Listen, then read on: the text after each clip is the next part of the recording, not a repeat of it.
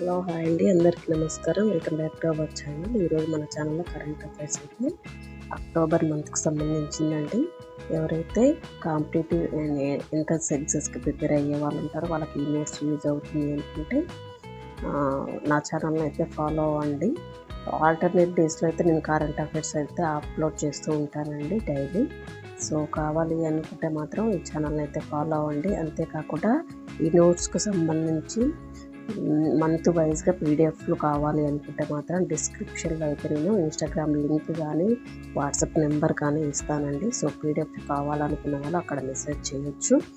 So ఇది అన్నమాట ఈరోజు మన ఛానల్లో కరెంట్ అఫైర్స్ వచ్చేసి ఇటీవల భారత్లో 87వ గ్రాండ్ మాస్టర్గా అవతరించినటువంటి చదరంగ క్రీడాకారుడు ఎవరు? ఇటీవల భారత్లో 87వ గ్రాండ్ మాస్టర్గా అవతరించినటువంటి చదరంగ క్రీడాకారుడు ఎవరు అంటే హరికృష్ణన్ నిహారియే అనమాట. ఇతను ఫ్రాన్స్లో జరిగినటువంటి ఫ్లాగ్నే అంతర్జాతీయ చదరంగ పోటీల్లో భారత 87వ గ్రాండ్ మాస్టర్గా గెలుపైతే సాధించాడనమాట. సో నెక్స్ట్ వన్ వచ్చేసి బెంగళూరులో దీర్ఘకాలికంగా వస్తున్న ట్రాఫిక్ సమస్యలను తగ్గించేందుకు ఏ కంపెనీ వ్యవస్థాపకుడు రూపాయలు 1 కోటి ఇస్తున్నట్టు ప్రకటించడం జరిగింది. బెంగళూరులో దీర్ఘకాలికంగా వస్తున్నటువంటి ట్రాఫిక్ సమస్యలను తగ్గించేందుకు ఏ కంపెనీ వ్యవస్థాపకుడైతే 1000 రూపాయలు ఇస్తున్నట్లు ప్రకటించడం జరిగిందండి. సో అతను ఎవరు అంటే ఏ కంపెనీ అంటే ఈజ్ మై ట్రిప్ అనమాట. ఈజ్ మై ట్రిప్ వ్యవస్థాపకుడైతే 1 కోటి రూపాయలు ఇస్తున్నట్లయితే ప్రకటించడం జరిగింది అనమాట. సో నెక్స్ట్ వన్ వచ్చేసి కృత్రిమ మేధస్సు సాంకేతికతలు ఉపగ్రహ సమాచారాన్ని ఉపయోగించుకొని కృషి జరిపేందుకు గాను బెంగళూరు ఔటర్ రింగ్ రోడ్ మీద కేవలం 11 కిలోమీటర్లు ప్రయాణించడానికి 2 గంటల సమయం పడుతున్నందున అతను ఈ నిర్ణయం అయితే తీసుకోవడం జరిగిందనమాట. కృత్రిమ మేధస్సు సాంకేతికతలు ఉపగ్రహ సమాచారాన్ని ఉపయోగించుకొని కృషి జరిపేందుకు బెంగళూరు ఔటర్ రింగ్ రోడ్ మీద ఉన్నటువంటి కేవలం 11 కిలోమీటర్లు ప్రయాణించడానికి 2 గంటల సమయం పడుతున్నందున అతనైతే ఈ నిర్ణయం అయితే తీసుకోవడం జరిగిందనమాట. సో నెక్స్ట్ వన్ వచ్చేసి న్యూజిలాండ్లో ఉన్నటువంటి డునెడిన్ నగర మండలి ఐటీ సేవలను ఆధునీకరించేందుకు ఏ భారత కంపెనీకి చెందినటువంటి ఇటీవల కాంట్రాక్టులు అందించింది? న్యూజిలాండ్లోని డునెడిన్ నగర మండలి ఐటీ సేవలను ఆధునీకరించేందుకు ఏ భారత కంపెనీకి ఇటీవల కాంట్రాక్టు లభించడం జరిగింది అంటే హెచ్సిఎల్ టెక్ కంపెనీకి అయితే లభించిందండి. నెక్స్ట్ వన్ వచ్చేసి తాజా ఫీఫా ర్యాంకింగ్స్లో మొట్టమొదటి స్థానంలో నిలిచిన దేశం ఏది? తాజా ఫీఫా ర్యాంకింగ్స్లో మొట్టమొదటి స్థానంలో నిలిచినటువంటి దేశం ఏది అంటే అర్జెంటీనా దేశం. నెక్స్ట్ వన్ వచ్చేసి భారత ప్రభుత్వ ప్రాజెక్టుల కోసం వేసేటటువంటి టెండర్లు అన్నింటినీ నిర్వహించి ఎవరికి ఇవ్వాలో నిర్ణయించే డైలా అనే కృత్రిమ మేధస్సు సాంకేతికతల బోర్డును అయితే ప్రవేశపెట్టారన్నమాట.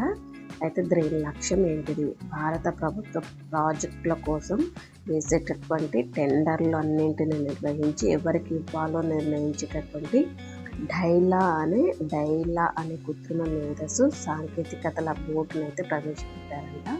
అయితే దీని ప్రధాన లక్ష్యం ఏంటి అంటే అవినీతిని తగ్గించి పారదర్శకత పెంచడమే డైలా అనే కృత్రిమ మేధస్సు సాంకేతికల బోర్డు యొక్క లక్ష్యం అన్నమాట.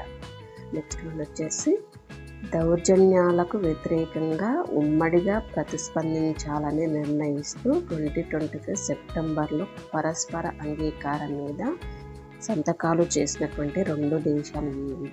దౌర్జన్యాలకు వ్యతిరేకంగా ఉమ్మడిగా ప్రతిస్పందించాలని నిర్ణయిస్తూ 2025 సెప్టెంబర్లో పరస్పర అంగీకారం మీద సంతకాలు చేసినటువంటి 2 దేశాలు ఏవి అంటే సౌదీ అరేబియా, పాకిస్తాన్ దేశాలన్నమాట. నెక్స్ట్ నెక్స్ట్ వన్ వచ్చేసి దేశంలోని మోరన్ తెగ ఇటీవల తమకు షెడ్యూల్ తెగల హోదా కల్పించాలని డిమాండ్ చేస్తూ ఉద్యమాన్ని అయితే ప్రారంభించింది. ఈ తెగ మన దేశంలో ఏ రాష్ట్రంలో నివసిస్తుంది? దేశంలోని మోరన్ తెగ ఇటీవల తమకు షెడ్యూల్ తెగల హోదా కల్పించాలని డిమాండ్ చేస్తూ ఉద్యమాన్ని అయితే ప్రారంభించింది అనమాట. ఈ తెగ మన దేశంలో ఏ రాష్ట్రంలో నివసిస్తుంది అంటే అస్సాం రాష్ట్రంలో అయితే నివసిస్తుంది అనమాట. నెక్స్ట్ వన్ వచ్చి సార్వజనీన పోస్టల్ యూనియన్కు చెందినటువంటి పోస్టల్ కార్యకలాపాల మండలిలోకి భారత్ను ఇటీవల తిరిగి ఎన్నుకోవడం జరిగింది. అయితే ఈ యూనియన్ ప్రధాన కార్యాలయం ఎక్కడ ఉంది? సార్వజనీన పోస్టల్ యూనియన్కు చెందినటువంటి పోస్టల్ కార్యకలాపాల మండలిలోకి భారత్ అయితే ఇటీవల తిరిగి ఎన్నుకోవడం జరిగిందంట. అయితే ఈ యూనియన్ యొక్క ప్రధాన కార్యాలయం ఎక్కడ ఉంది అంటే బెర్న్, స్విట్జర్లాండ్లో ఉందన్నమాట. బెర్న్, స్విట్జర్లాండ్లో ఈ కార్యాలయం అయితే ఉంది. నెక్స్ట్ వన్ వచ్చేసి దేశంలో మాతృ మరణాలను 0 స్థాయికి తగ్గించినటువంటి మొట్టమొదటి కేంద్రపాలిత ప్రాంతంగా పుదుచ్చేరి అయితే అవతరించింది. అయితే ఈ మాతృ మరణాల రేటు అంటే ఏమిటి? దేశంలోని మాతృ మరణాలను 0 స్థాయికి తగ్గించినటువంటి మొట్టమొదటి కేంద్రపాలిత ప్రాంతంగా పుదుచ్చేరి అయితే నిలిచిందనమాట. సో మాతృ మరణాల రేటు అంటే ఏమిటి అంటే గర్భవతిగా ఉన్న మహిళ సంబంధిత కారణాల వల్ల మరణించడం.